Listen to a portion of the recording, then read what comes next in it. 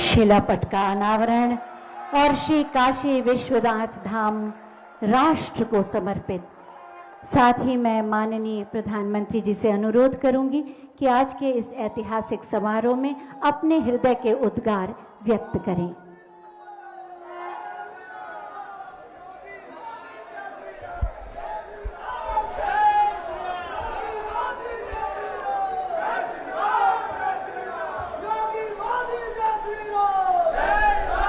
हर हर महादेव,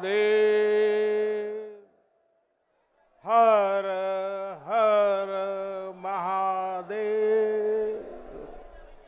नमः पार्वती पते। माता अन्नपूर्णा की, गंगा मैया की। इस ऐतिहासिक आयोजन में उपस्थित उत्तर प्रदेश की राज्यपाल श्रीमती आनंदीबेन पटेल, उत्तर प्रदेश के मुख्यमंत्री कर्मयोगी श्री योगी आदित्यनाथ जी, भारतीय जनता पार्टी के राष्ट्रीय अध्यक्ष, हम सबके मार्गदर्शक श्रीमान जेपी नड्डा जी, उप मुख्यमंत्री भाई केशव प्रसाद मौर्य जी, दिनेश शर्मा जी, केंद्र में मंत्रिपरिषद के मेरे साथी महेंद्र नाथ पांडे जी, उत्तर प्रदेश भारतीय जनता पार्टी के अध्यक्ष स्वतंत्र देव सिंह जी, यहां के मंत्री श्रीमान नीलकंठ तिवारी जी, देश के हर कोने से आए हुए पूज्य संतगण और मेरे प्यारे काशीवासी,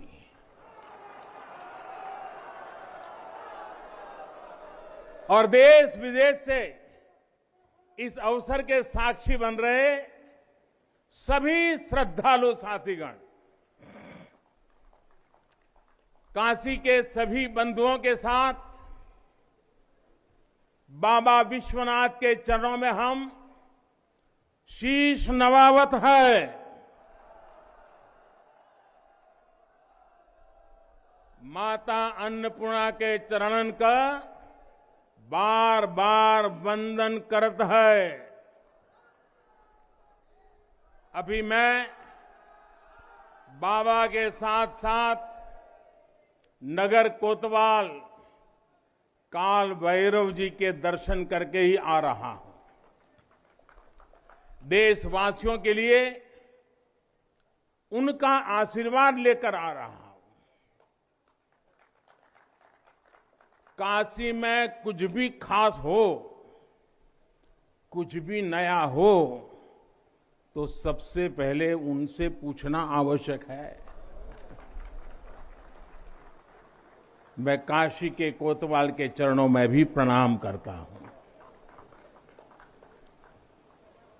गंगा तरंग रमणीय जटा कलापम, गौरी निरंतर विभूषित वाम भागम, नारायण प्रिय मनंग मदापहारम, वाराणसी पुरपतिम भज विश्वनाथम।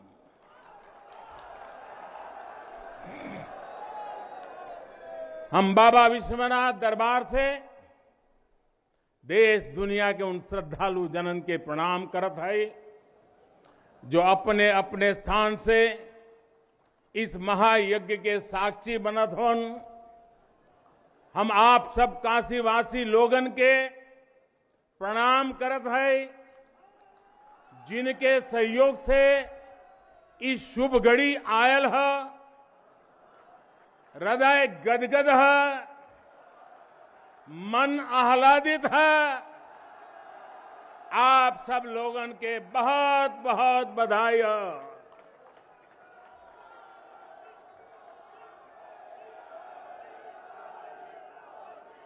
साथियों, हमारे पुराणों में कहा गया है कि जैसे ही कोई काशी में प्रवेश करता है, सारे बंधनों से मुक्त हो जाता है। भगवान विश्वेश्वर का आशीर्वाद एक अलौकिक ऊर्जा यहां आते ही हमारे अंतर आत्मा को जागृत कर देती है। और आज तो इस चीर चैतन्य काशी की चेतना में एक अलग ही स्पंदन है। आज आदि काशी की अलौकिकता में एक अलग ही आभा है। आज शाश्वत बनारस के संकल्पों में एक अलग ही सामर्थ्य दिख रहा है। हमने शास्त्रों में सुना है, जब भी कोई पुण्य अवसर होता है तो सारे तीर्थ, सारी देवीय शक्तियां बनारस में बाबा के पास उपस्थित हो जाती है। कुछ वैसा ही अनुभव आज मुझे बाबा के दरबार में आकर हो रहा है। ऐसा लग रहा है कि हमारा पूरा चेतन ब्रह्मांड इससे जुड़ा हुआ है। वैसे तो अपनी माया का विस्तार बाबा ही जाने, लेकिन जहां तक हमारी मानवीय दृष्टि जाती है, विश्वनाथ धाम के इस पवित्र आयोजन के इसे समय पर इस समय पूरा विश्व जुड़ा हुआ है। साथियों, आज भगवान शिव का प्रिय दिन सोमवार है। आज विक्रम संवत 2078 मार्गशीर्ष शुक्ल पक्ष 10वीं तिथि एक नया इतिहास रच रही है।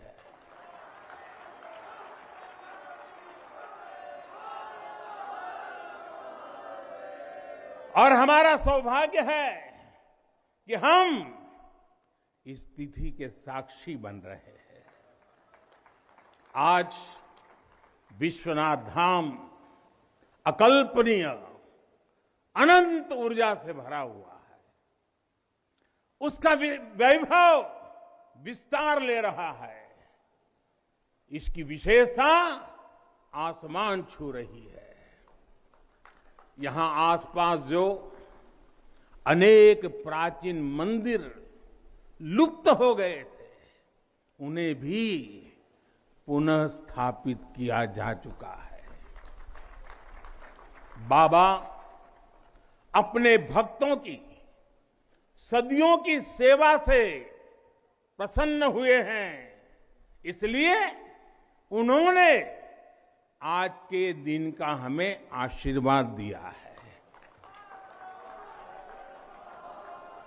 विश्वनाथ धाम का ये पूरा नया परिसर एक भव्य भवन भर नहीं है, ये प्रतीक है हमारे भारत की सनातन संस्कृति का। ये प्रतीक है हमारी आध्यात्मिक आत्मा का। ये प्रतीक है भारत की प्राचीनता का, परंपराओं का, भारत की ऊर्जा का, गतिशीलता का। आप यहां जब आएंगे तो केवल आस्था के ही दर्शन होंगे ऐसा नहीं है। आपको यहां अपने अतीत के गौरव का एहसास भी होगा। कैसे प्राचीनता और नवीनता एक साथ सजीव हो रही है, कैसे पुरातन की प्रेरणाएं भविष्य को दिशा दे रही हैं, इसके साक्षात दर्शन विश्वनाथ धाम परिसर में हम कर रहे हैं। साथियों, जो मां गंगा उत्तर वाहिनी होकर बाबा के पांव पखारने काशी आती है, वो मां गंगा भी आज बहुत प्रसन्न होगी। अब जब हम भगवान विश्वनाथ के चरणों में प्रणाम करेंगे, ध्यान लगाएंगे, तो मां गंगा को स्पर्श करती हुई हवा हमें स्नेह देगी, हमें आशीर्वाद देगी। और जब मां गंगा उन्मुक्त होगी, प्रसन्न होगी, तो बाबा के ध्यान में हम गंग तरंगों की कलकल, गंग तरंगों की कलकल का दैवीय अनुभव भी कर सकेंगे।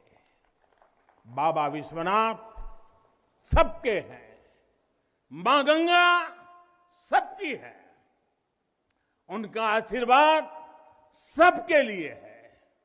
लेकिन समय और परिस्थितियों के चलते बाबा और मां गंगा की सेवा की यह सुलभता मुश्किल हो चली थी। यहां हर कोई आना चाहता था, लेकिन रास्तों और जगह की कमी हो गई थी। बुजुर्गों के लिए, दिव्यांगों के लिए यहां आने में बहुत कठिनाई होती थी। लेकिन अब विश्वनाथ धाम परियोजना के पूरा होने से यहां हर किसी के लिए पहुंचना सुगम हो गया है। हमारे दिव्यांग भाई बहन, बुजुर्ग माता पिता सीधे बोर्ड से जेटी तक आएंगे। जेटी से घाट तक आने के लिए भी एस्केलेटर लगाए गए हैं, वहां से सीधे मंदिर तक आ सकेंगे। संकरे रास्तों की वजह से दर्शन के लिए जो घंटों तक का इंतजार करना पड़ा था, जो परेशानी होती थी, वो भी अब कम होगी। पहले यहां जो मंदिर क्षेत्र केवल 3000 वर्ग फीट में था, वो अब करीब करीब 5 लाख वर्ग फीट का हो गया।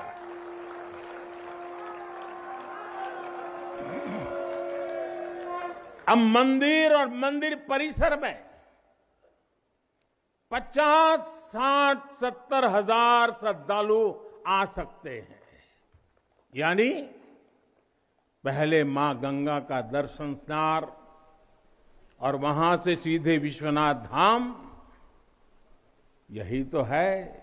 हर हर महादेव। साथियों, जब मैं बनारस आया था तो एक विश्वास लेकर आया था।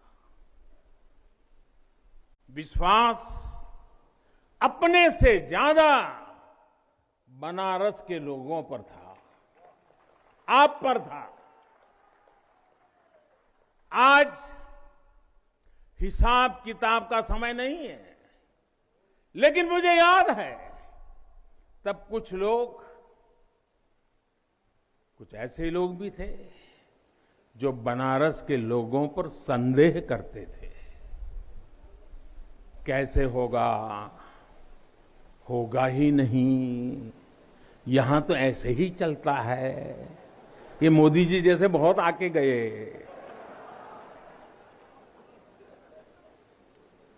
मुझे आश्चर्य होता था कि बनारस के लिए ऐसी ही धारणाएं बना ली गई थी, ऐसे तर्क दिए जाने लगे थे।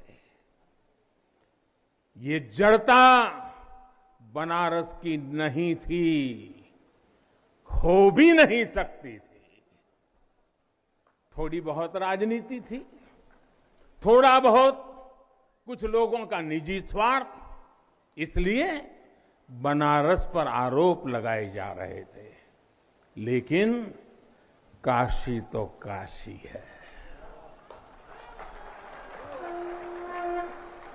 काशी तो अविनाशी है। काशी में एक ही सरकार है।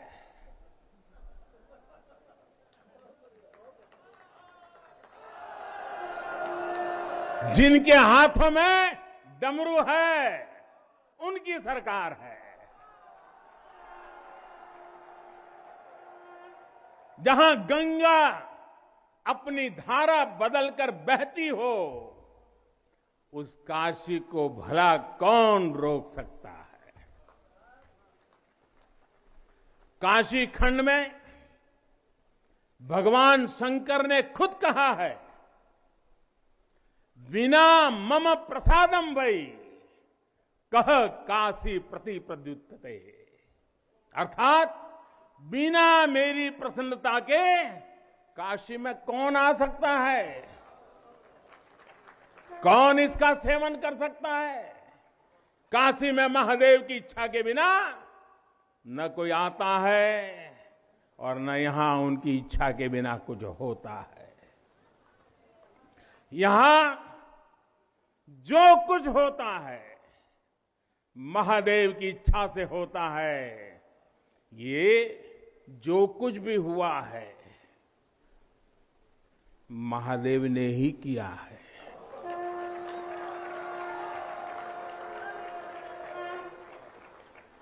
ई विश्वनाथ धाम तो बाबा आपन आशीर्वाद से बनेले हुअन। उनकर इच्छा के बिना का कोई पत्ता हिल सकेला। कोई कितना बड़ा हवे तो अपने घरे का होइए, ऊ बोलिए तबे कोई आ सकेला, कुछ कर सकेला। साथियों, बाबा के साथ अगर किसी और का योगदान है तो वो बाबा के गणों का है। बाबा के गण यानी हमारे सारे काशीवासी, सारे काशीवासी जो खुद महादेव के ही रूप है। जब भी बाबा को अपनी शक्ति अनुभव करानी होती है वो काशी वासियों का माध्यम ही बना देते हैं। फिर काशी करती है और दुनिया देखती है। इदम शिवाय इदम नमः, इदम शिवाय इदम नमः। भाई और बहनों, मैं आज अपने हर उस श्रमिक भाई बहनों का भी आभार व्यक्त करना चाहता हूं जिसका पसीना इस भव्य परिसर के निर्माण में बहा है। कोरोना के इस विपरीत काल में भी उन्होंने यहां पर काम रुकने नहीं दिया। मुझे अभी अपने इस श्रमिक साथियों से मिलने का अवसर मिला, उनके आशीर्वाद लेने का सौभाग्य मिला। हमारे कारीगर, हमारे सिविल इंजीनियरिंग से जुड़े लोग, प्रशासन के लोग, वो परिवार जिनके यहां घर हुआ करते थे, मैं सभी का अभिनंदन करता हूं।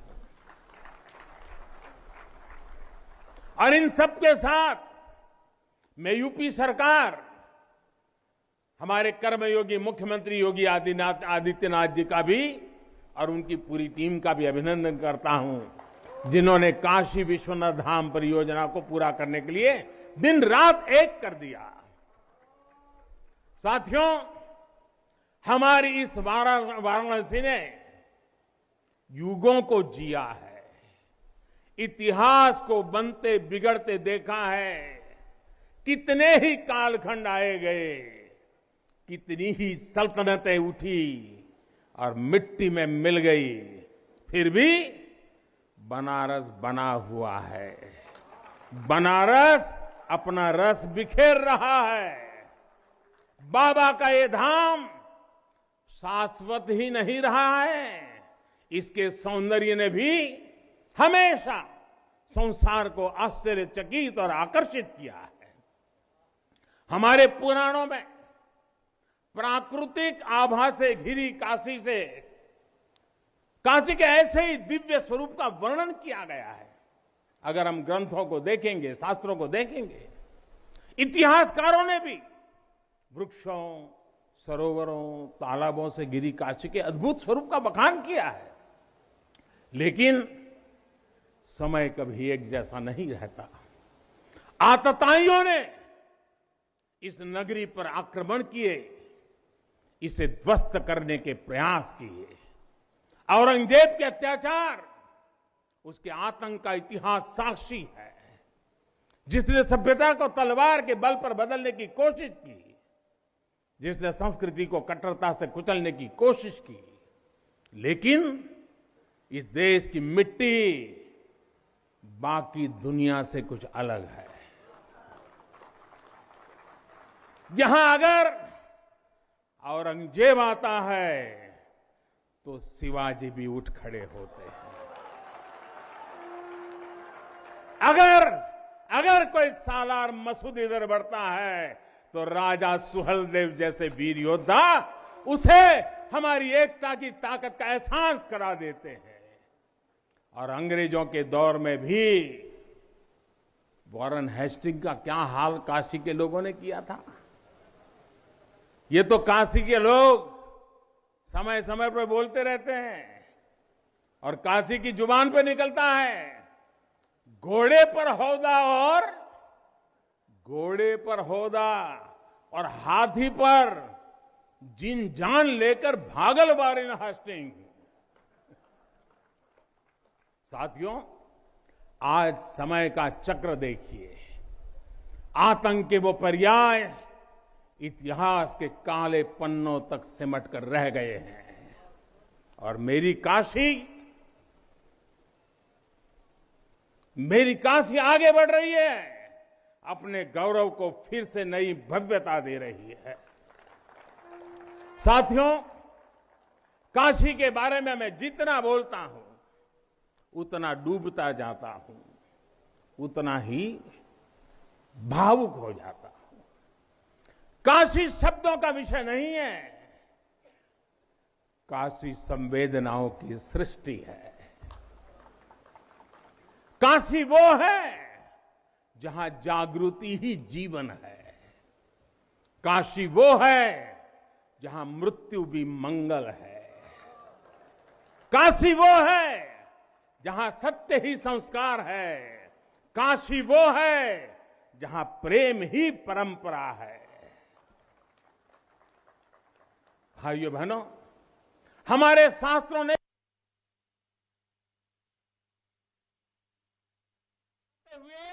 आखिर में क्या कहा? नेति नेति ही कहा है।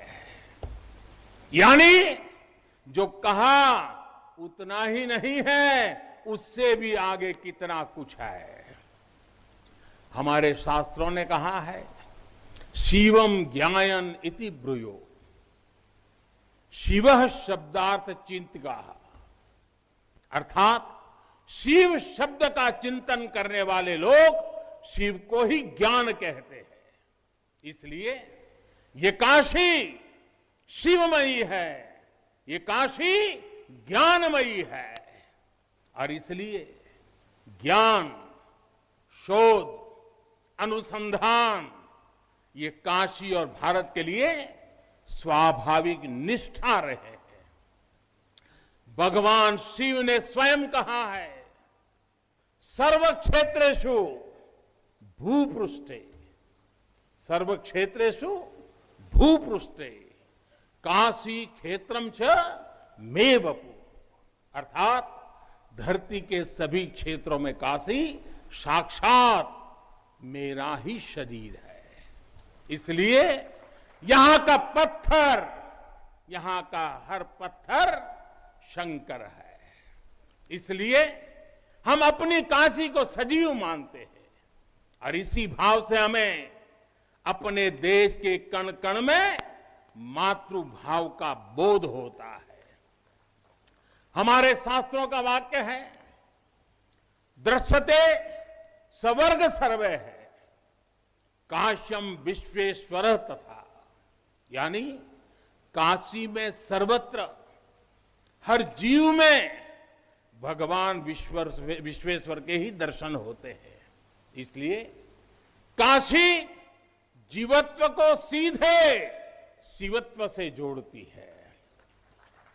हमारे ऋषियों ने भी कहा है, विश्वेश्वरम शरणम, यहाँ समय हमें बुद्धि प्रदास्यति, अर्थात भगवान विश्वेश्वर की शरण में आने पर समबुद्धि व्याप्त हो जाती है। बनारस वो नगर है जहां से जगत गुरु शंकराचार्य को श्री डोम राजा की पवित्रता से प्रेरणा मिली। उन्होंने देश को एकता के सूत्र में बांधने का संकल्प लिया। ये वो जगह है जहां भगवान शंकर की प्रेरणा से गोस्वामी तुलसीदास जी ने रामचरितमानस जैसी अलौकिक रचना की। यहीं की धरती सारनाथ में भगवान बुद्ध का बोध संसार के लिए प्रकट हुआ। समाज सुधार के लिए कबीरदास जैसे मनीषी यहां प्रकट हुए। समाज को जोड़ने की जरूरत थी तो संत रविदास जी की भक्ति की शक्ति का केंद्र भी ये काशी बनी। ये काशी अहिंसा और तप की प्रतिमूर्ति 4 जैन तीर्थंकरों की धरती है। राजा हरिश्चंद्र की सत्यनिष्ठा से लेकर वल्लभाचार्य और रामानंद जी के ज्ञान तक, चैतन्य महाप्रभु और समर्थ गुरु रामदास के से लेकर स्वामी विवेकानंद और मदन मोहन मालवीय तक कितने ही ऋषियों और आचार्यों का संबंध काशी की पवित्र धरती से रहा है। छत्रपति शिवाजी महाराज ने यहां प्रेरणा पाई। रानी लक्ष्मीबाई से लेकर चंद्रशेखर आजाद तक कितने ही सेनानियों की कर्मभूमि जन्मभूमि काशी रही है। भारतेंदु हरिश्चंद्र, जयशंकर प्रसाद, मुंशी प्रेमचंद, पंडित रविशंकर और बिस्मिल्लाह खान जैसी प्रतिभाएं इस स्मरण को कहां तक लेते जाएं, कितना कहते जाएं, भंडार भरा पड़ा है। जिस तरह काशी अनंत है वैसे ही काशी का योगदान भी अनंत है। काशी के विकास में इन अनंत पुण्य आत्माओं की ऊर्जा शामिल है। इस विकास में भारत की अनंत परंपराओं की विरासत शामिल है। इसलिए हर मत मतांतर के लोग, हर भाषा वर्ग के लोग यहां आते हैं तो यहां से अपना जुड़ाव महसूस करते हैं। साथियों, काशी हमारे भारत की सांस्कृतिक, आध्यात्मिक, राजधानी तो है ही, ये भारत की आत्मा का एक जीवंत अवतार भी है। आप देखिए, पूरब और उत्तर को जोड़ती हुई यूपी में बसी ये काशी, यहां विश्वनाथ मंदिर को तोड़ा गया तो मंदिर का पुनर्निर्माण माता अहल्याबाई होलकर ने करवाया। जिनकी जन्मभूमि महाराष्ट्र थी, जिनकी कर्मभूमि इंदौर, माहेश्वर और अनेक क्षेत्रों में थी, उन माता अहल्याबाई होलकर को आज मैं इस अवसर पर नमन करता हूं। 200-250 साल पहले उन्होंने काशी के लिए इतना कुछ किया था। तब के बाद काशी के लिए इतना काम अब हुआ है। साथियों, बाबा विश्वनाथ मंदिर की आभा बढ़ाने के लिए पंजाब से महाराजा रणजीत सिंह ने 23 मण सोना चढ़ाया था। इसके शिखर पर सोना मढ़वाया था। पंजाब से पूज्य गुरु नानक देव जी भी काशी आए थे, यहां सत्संग किया था। दूसरे सिख गुरुओं का भी काशी से विशेष रिश्ता रहा था। पंजाब के लोगों ने काशी के पुनर्निर्माण के लिए दिल खोलकर दान दिया था। पूरब में बंगाल की रानी भवानी ने बनारस के विकास के लिए अपना सब कुछ अर्पण किया। मैसूर और दूसरे दक्षिण भारतीय राजाओं का भी बनारस के लिए बहुत बड़ा योगदान रहा है। एक ऐसा शहर है जहां आपको उत्तर, दक्षिण, नेपाली, लगभग हर तरह की शैली के मंदिर दिख जाएंगे। विश्वनाथ मंदिर इसी आध्यात्मिक चेतना का केंद्र रहा है और अब ये विश्वनाथ धाम परिसर अपने भव्य रूप में इस चेतना को और ऊर्जा देगा। साथियों, दक्षिण भारत के लोगों की काशी के प्रति आस्था, दक्षिण भारत का काशी पर और काशी का दक्षिण भारत पर प्रभाव हम सब भली भांति जानते हैं। एक ग्रंथ में लिखा है, तेनो पयाथेन कदाचनात् वाराणसीम पाप निवारणम आवादी वाणी बलिना सविष्यन विलोक्य लीला वासरे विलिप्ता। कन्नड़ भाषा में कहा गया है, यानी जब सदगुरु माधवाचार्य जी अपने शिष्यों के साथ चल रहे थे तो उन्होंने कहा था कि काशी के विश्वनाथ पाप का निवारण करते हैं। उन्होंने अपने शिष्यों को काशी के वैभव और उसकी महिमा के बारे में भी समझाया। साथियों, सदियों पहले की यह भावना निरंतर चली आ रही है। मां कवि सुब्रमण्यम भारती काशी प्रवास ने जिनके जीवन की दिशा बदल दी, उन्होंने एक जगह लिखा है, तमिल में लिखा है, काशी नगर पुलवर पेसुम उरई दान कांजी इल के पदर कोर खरुबी सेवोम। यानी काशी नगरी के संत कवि का भाषण कांचीपुर में सुनने का साधन बनाएंगे। काशी से निकला हर संदेश ही इतना व्यापक है कि देश की दिशा बदल देता है। वैसे मैं एक बात और कहूंगा, मेरा पुराना अनुभव है। हमारे घाट पर रहने वाले, नाव चलाने वाले कई बनारसी साथी तो, और आपने भी कभी अनुभव किया होगा, तमिल, कन्नड़ा, तेलुगु, मलयालम इतनी फराटेदार तरीके से बोलते हैं कि लगता है कि कहीं केरला, तमिलनाडु या कर्नाटक तो नहीं आ गए। अब इतना बढ़िया बोलते हैं। साथियों, भारत की हजारों सालों की ऊर्जा ऐसे ही तो सुरक्षित रही है, संरक्षित रही है। जब अलग अलग स्थानों के क्षेत्रों के सूत्र से जुड़ते हैं तो भारत एक भारत श्रेष्ठ भारत के रूप में जागृत होता है। इसलिए हमें सौराष्ट्र सोमनाथम से लेकर अयोध्या, मथुरा, माया, काशी, कांची, अवंतिका का हर दिन स्मरण करना सिखाया जाता है। हमारे यहां तो 12 ज्योतिर्लिंगों के स्मरण का ही फल बताया गया है। तस्य तस्य फल प्राप्ति ही भविष्यति न संशय। यानी सोमनाथ से लेकर विश्वनाथ तक 12 ज्योतिर्लिंगों का स्मरण करने से हर संकल्प सिद्ध हो जाता है, इसमें कोई संशय ही नहीं है। ये संशय इसलिए नहीं है क्योंकि स्मरण के बहाने पूरे भारत का भाव एकजुट हो जाता है, और जब भारत का भाव आ जाए तो संशय कहां रह जाता है, असंभव क्या बचता है। साथियों, ये भी सिर्फ संयोग नहीं है कि जब भी काशी ने करवट ली है, कुछ नया किया है, देश का भाग्य भी बदला है।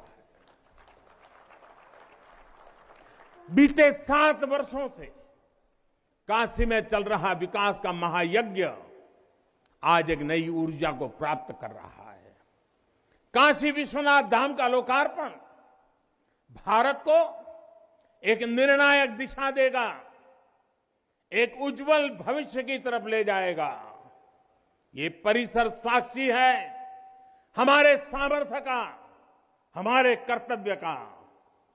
अगर सोच लिया जाए, ठान लिया जाए तो असंभव कुछ भी नहीं है।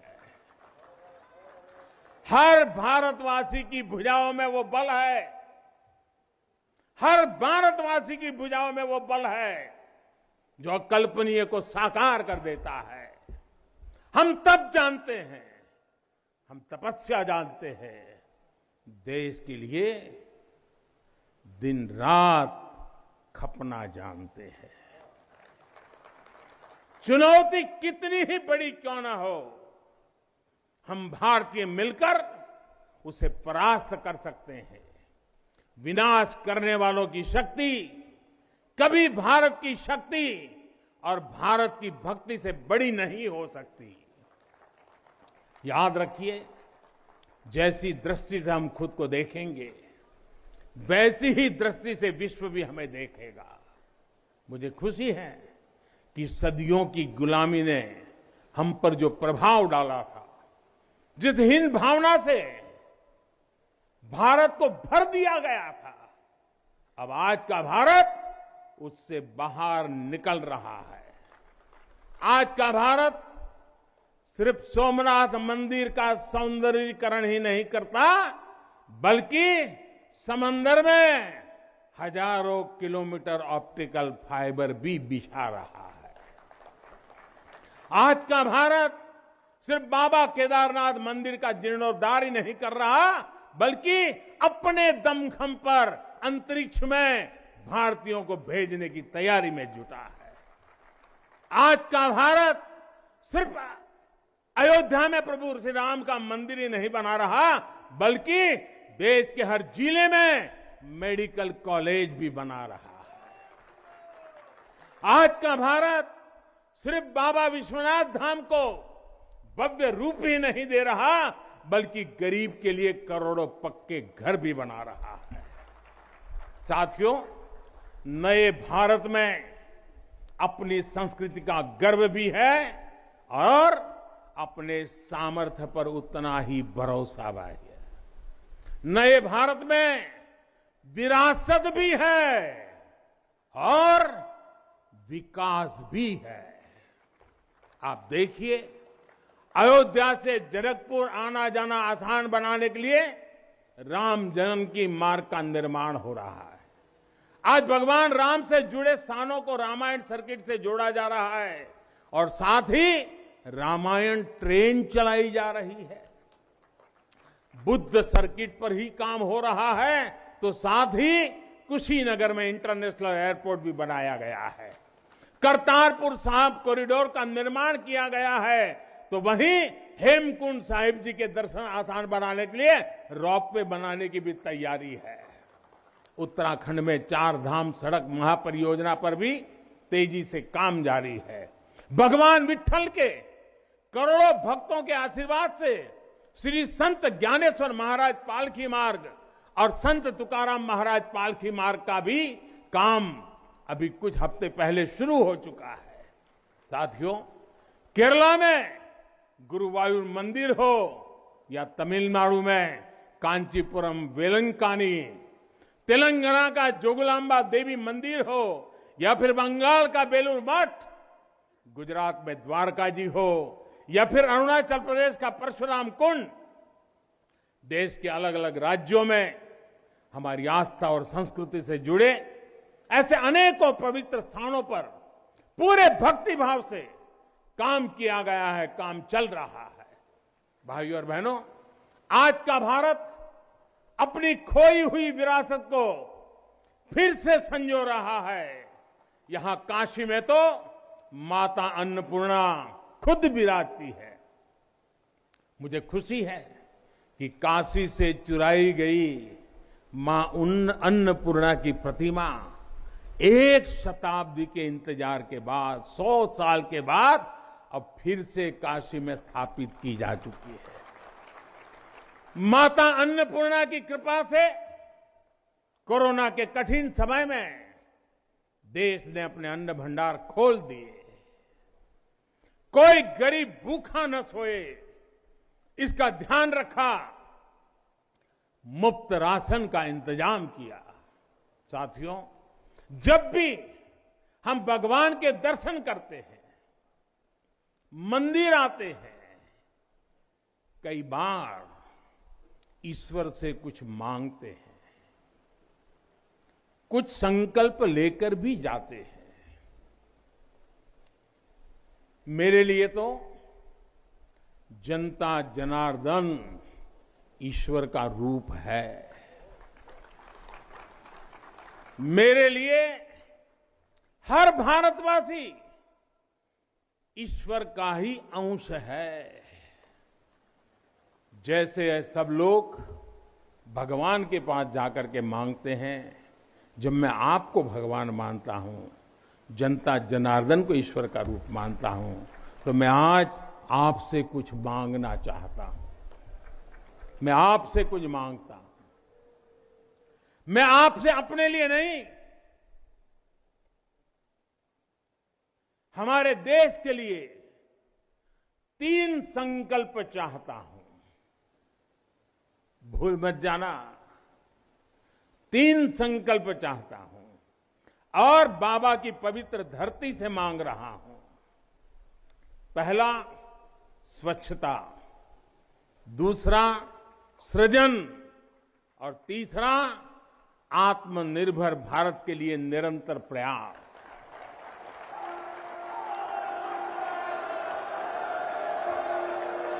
स्वच्छता जीवन शैली होती है, स्वच्छता अनुशासन होती है। ये अपने साथ कर्तव्यों की एक बहुत बड़ी श्रृंखला लेकर आती है। भारत चाहे जितना ही विकास करे, स्वच्छ नहीं रहेगा तो हमारे लिए आगे बढ़ पाना मुश्किल होगा। इस दिशा में हमने बहुत कुछ किया है, लेकिन हमें अपने प्रयासों को और बढ़ाने होंगे। कर्तव्य की भावना से भरा आपका एक छोटा सा प्रयास देश की बहुत मदद करेगा। यहां बनारस में भी, शहर में, घाटों पर स्वच्छता को हमें एक नए स्तर पर लेकर जाना है। गंगा जी की स्वच्छता के लिए उत्तराखंड से लेकर बंगाल तक कितने ही प्रयास चल रहे हैं। नमामि गंगे अभियान की सफलता बनी रहे, इसके लिए हमें सजग होकर काम करते रहना होगा। साथियों, गुलामी के लंबे कालखंड है, हम भारतीयों का आत्मविश्वास ऐसा तोड़ा कि हम अपने ही सृजन पर विश्वास खो बैठे। आज हजारों वर्ष पुरानी इस काशी से मैं हर देशवासी का आह्वान करता हूं, पूरे आत्मविश्वास से सृजन करिए, इनोवेट करिए, इनोवेटिव तरीके से करिए। जब भारत का युवा कोरोना के इस मुश्किल काल में सैकड़ों स्टार्टअप बना सकता है, इतनी चुनौतियों के बीच 40 से ज्यादा यूनिकॉर्न बना सकता है, वो भी ये दिखाता है कुछ भी कर सकता है। आप सोचिए, एक यूनिकॉर्न यानी स्टार्टअप करीब करीब 7 हजार करोड़ रुपए से भी ज्यादा का है और पिछले 1-1.5 साल में बना है। इतने कम समय में यह अभूतपूर्व है। हर भारतवासी जहां भी है, जिस भी क्षेत्र में है, देश के लिए कुछ नया करने का प्रयास करेगा, तभी नए मार्ग मिलेंगे, नए मार्ग बनेंगे और हर नई मंजिल पाकर रहेंगे। भाइयों और बहनों, तीसरा एक संकल्प जो आज हमें लेना है वो है आत्मनिर्भर भारत के लिए अपने प्रयास बढ़ाने का। ये आजादी का अमृत काल है। हम आजादी के 75वें साल में हैं, जब भारत 100 साल की आजादी का समारोह बनाएगा, तब का भारत कैसा होगा, इसके लिए हमें अभी से काम करना होगा। और इसके लिए जरूरी है हमारा आत्मनिर्भर होना। जब हम देश में बनी चीजों पर गर्व करेंगे, जब हम लोकल के लिए वोकल होंगे, जब हम ऐसी चीजों को खरीदेंगे जिसे बनाने में किसी भारतीय का पसीना बहा हो, तो इस अभियान को मदद करेंगे। अमृत काल में भारत 130 करोड़ देशवासियों के प्रयासों से, सबके प्रयासों से आगे बढ़ रहा है। महादेव की कृपा से, हर भारतवासी के प्रयास से हम आत्मनिर्भर भारत का सपना सच होता देखेंगे। इसी विश्वास के साथ मैं बाबा विश्वनाथ के, माता अन्नपूर्णा के, काशी कोतवाल के और सभी देवी देवताओं के चरणों में एक बार फिर प्रणाम करता हूं।